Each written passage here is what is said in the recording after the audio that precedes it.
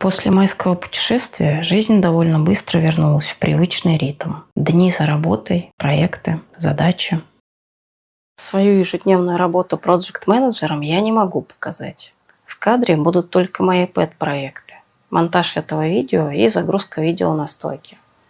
А основная работа, как и раньше, останется за кадром.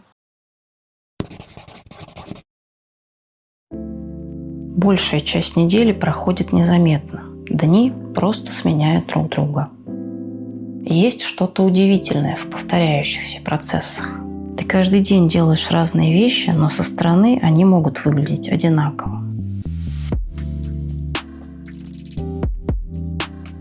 Многие думают, что удаленная работа – это максимальная свобода. На самом деле, большую часть времени она выглядит обычно. Просто вместо офиса – рабочий стол дома.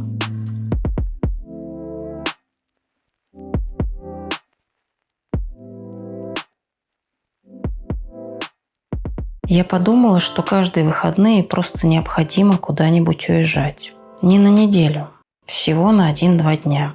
Этого вполне достаточно, чтобы между работой оставалось место для жизни. Но в эти первые выходные лета я никуда не поехала. За предыдущий месяц накопилось много задач. Значит, в следующие выходные справлюсь. Понедельник, вторник, среда и четверг мало чем отличаются друг от друга. Но к пятнице появляется ощущение, что рабочая неделя все-таки подходит к концу. Не потому, что работа заканчивается. Она не заканчивается. Но впереди появляются 2 дня, которые совсем не похожи на остальные.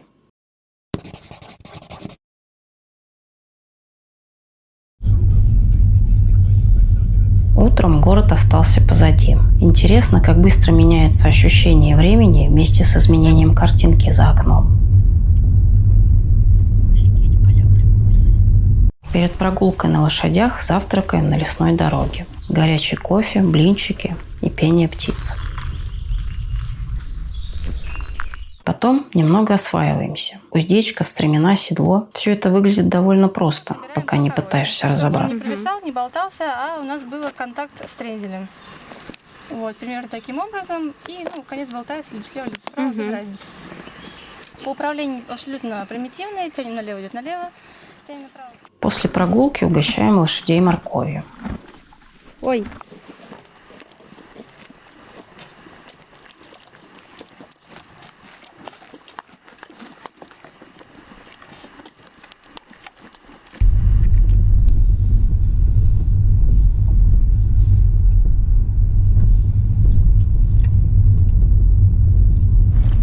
По пути заезжаем на Тосканку. Это популярное место для сап-прогулок. Совсем недалеко от нашего маршрута.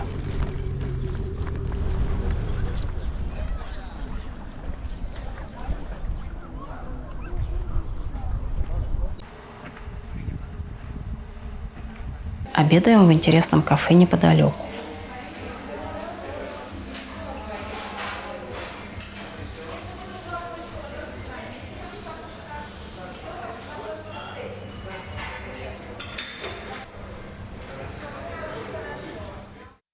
На обратном пути заходим посмотреть монастырь, красиво расположенный на небольшом острове среди озерной глади. Я люблю такие места не из-за истории или архитектуры, а из-за ощущения. Обычно здесь всегда очень тихо. И эта тишина быстро передается тебе самому.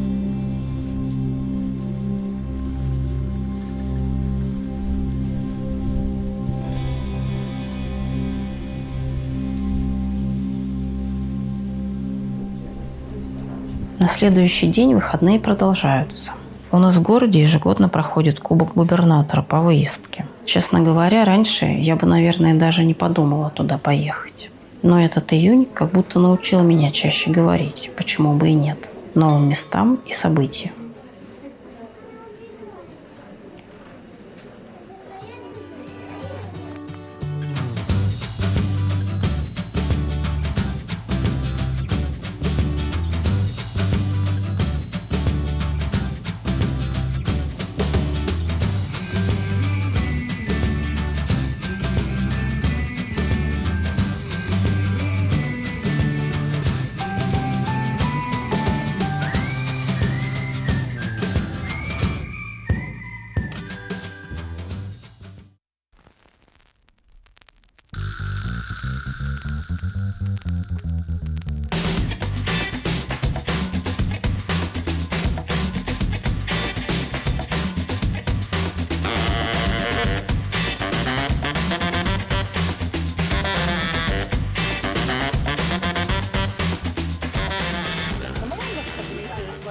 Здесь же прошел мастер-класс. Мы собирали собственный чайный сбор.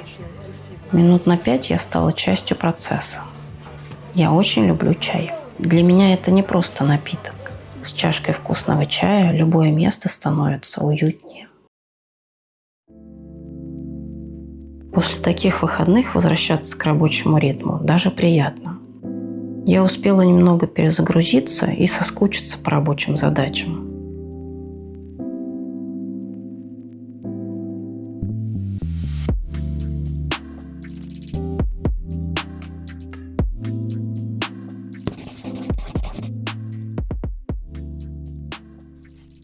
Эти выходные начинаются уже в пятницу.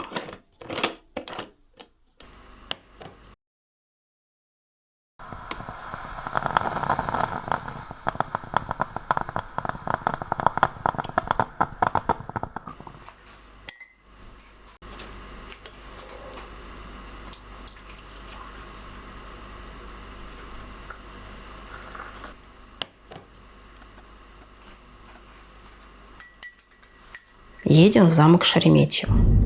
Для меня настоящее путешествие – это всегда расстояние. Ради новых впечатлений нужно лететь на самолете или хотя бы ехать несколько дней. И все же иногда интересное место может оказаться гораздо ближе.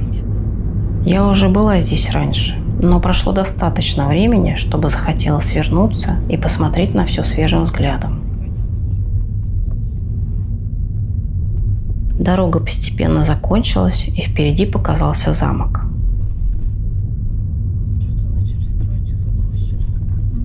А немного позже мы встречали закат у воды. Было очень ветрено, но при этом спокойно. На минутку я даже забыла, что еще утром работала. Необычно, когда за один день будто успеваешь прожить сразу две разные жизни. На следующее утро после завтрака мы пошли осматривать замок.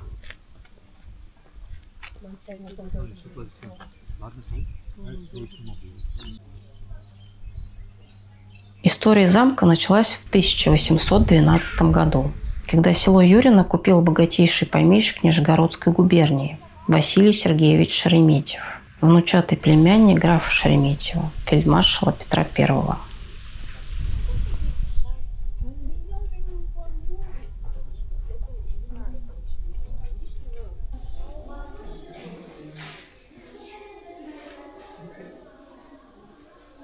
Меня особенно привлек персидский зал.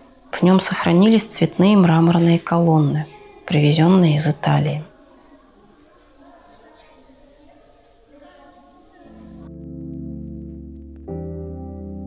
Поразительно, как время превращает чью-то повседневность в историю, которую рассматривают через предметы, картины, фотографии. Мы тоже однажды станем для кого-то такой историей, со своими вещами, бытом и совершенно обычными днями.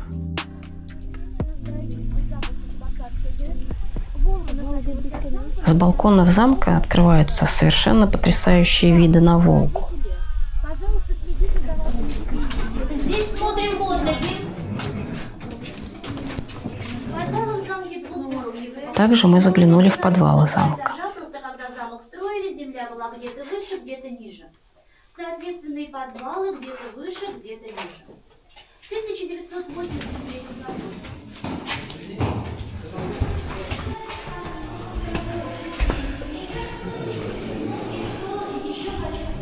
Перед дорогой обратно решили пообедать в местном ресторане. Уже оливьешечку съели? Конечно.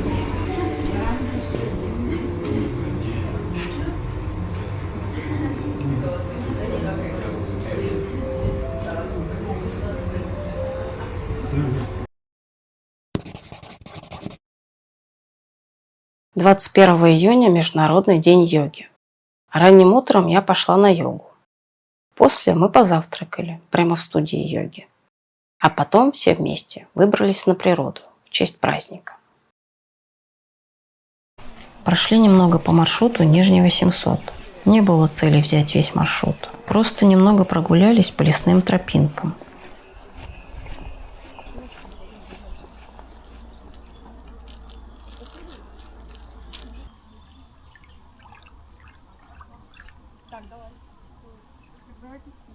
Давайте. 16 километров. А, нет. Спасибо. Я, конечно, мороженое, но не настолько. Не до такой Сегодня, степени. да.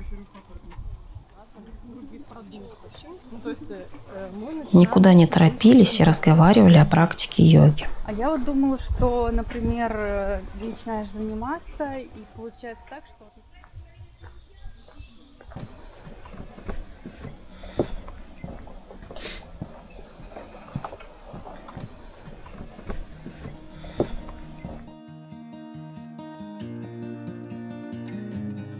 В понедельник все снова как обычно. Ноутбук, задачи, проекты. Но сам месяц уже ощущается совсем иначе. В июне не произошло ничего грандиозного, но у обычных дней появились маленькие истории, которые хочется запомнить.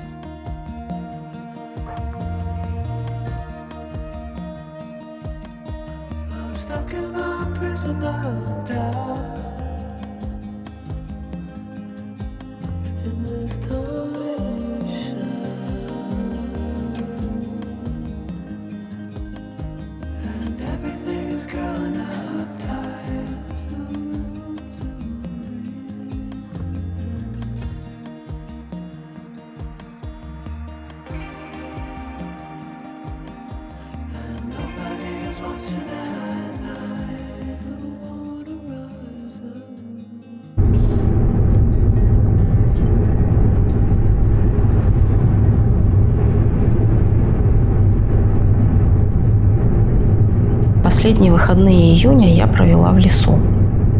Хотелось выбраться из города, погулять и провести день на природе.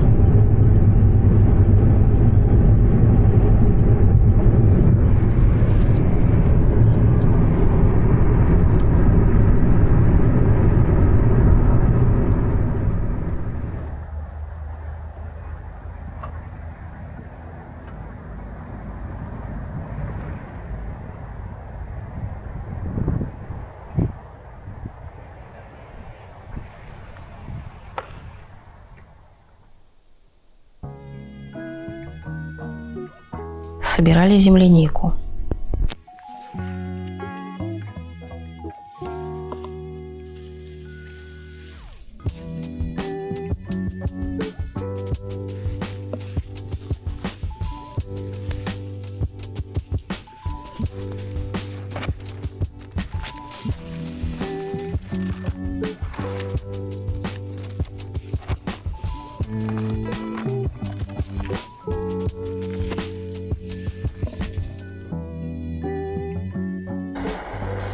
К обеду устроили небольшой пикник. Я приготовила пасту с тунцом. Самая простая еда на природе всегда кажется вкусной. После еды никуда не хотелось торопиться. Поэтому поставили фен и заварили кофе по-вьетнамски. Нет, мне пока еще разбухает.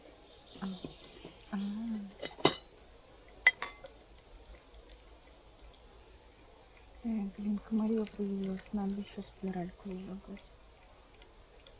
Так вот же она горит. Направь на себя. Горит как вот это. На следующее утро вот такой завтрак у меня получился. Когда работаешь в IT, очень легко и незаметно для себя оказаться в этом бесконечном повторении. Задачи, проекты, понедельник, следующая неделя. Но не обязательно менять всю жизнь, чтобы из него выйти. Достаточно время от времени делать что-то непривычное. Уезжать на день, идти новой дорогой, оказываться в месте, где ты никогда не был. Потому что, когда в неделе появляется несколько таких моментов, она уже перестает быть похожей на предыдущую.